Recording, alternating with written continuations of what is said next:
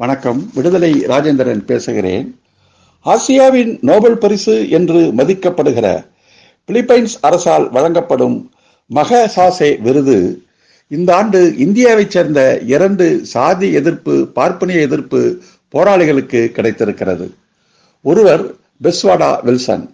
கர்நாடக மாநிலம் கோலார் தங்கவயல் பகுதியில் தலித் சமூகத்தில் பிறந்தவர். இவர் பிறந்த சமூகம் மனித மலத்தை மனிதர்களே எடுக்கின்ற சமூகம். இந்த இழிவை ஒழிப்பதற்காக 1993ஆம் ஆண்டிலிருந்து தொடர்ச்சியாக இயக்கங்களை நடத்தி கொண்டிருப்பவர். இந்தியா முழுவதும் குக்கிராமங்களுக்கு நடந்தும் சைக்கிளிலும் சென்று மிக பெரும் விழிப்புணர்வு இயக்கத்தை உருவாக்கி இதற்கான தடை சட்டம் கொண்டு வருவதிலும் முன்னோடியாக செயல்பட்ட ஒரு போராளி. மற்றொருவர் கர்நாடக இசைப்பாடகர் TM கிருஷ்ணா. இவர் பார்ப்பன சமூகத்தில் பிறந்தவர். ஆனால் கர்நாடக இசை பார்ப்பன இசையாக இருப்பதை எதிர்த்து போர்க்கொடி உயர்த்தியவர். சபாக்கள் பார்ப்பனர்களுடைய கட்டுப்பாட்டில் இருப்பதை அவர் கடுமையாக எதிர்த்தார்.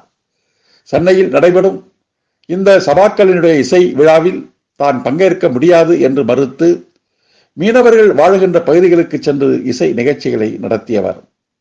இசை என்பது அனைத்து சமூகத்திற்கும் பொதுவானது.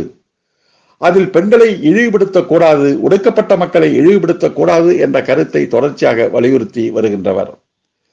போர் நடந்த தமிழர்கள் பாதிக்கப்பட்ட யாழ்ப்பாணம், கிளிநொச்சி பகுதியில் சென்று அங்கே இசை நிகழ்ச்சிகளை நடத்திய பெருமையும் அவருக்கு உண்டு.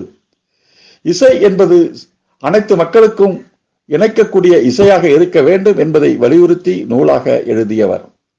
சாதி பார்ப்பனிய எதிர்ப்பை எதிர்த்து போராடிய 2 போராளிகளுக்கு இத்தகைய சிறப்பான விருது கிடைத்தது விடுதலைக்கு கிடைத்த வெற்றியாகவே கருதுகிறோம். நன்றி, வணக்கம்.